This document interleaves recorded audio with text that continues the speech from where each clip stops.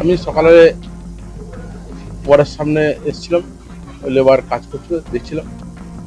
তা সকাল 7:10-15 বাজে তখন একটা ছোট্ট গোলাপি রঙের জামা আর গেঞ্জি পরে ছেলে আমার পিছন দিক দিয়ে অ্যাটাক করেছে। মুখে কালো মাস্ক ছিল, গুলি করতে ছিল।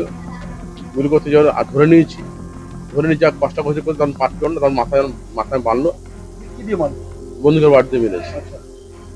তবে মেরে তবে তখন সবাই যখন হুড়ুকে পাড়াতে বেরিয়ে আসতো তখন তখন বেঙ্গল ক্যামেলার দিকে বেরিয়ে গেল। এরা কারা সে তো বলতে পারবো না কারা। নিশ্চয়ই আইনের ব্যবস্থা নেবে। থানা বড়বাবুর সঙ্গে সঙ্গে আমার বিধাননগর সাউথ থানা এসছে, এসে তারা তদন্ত করবে, দেখে দেখবে।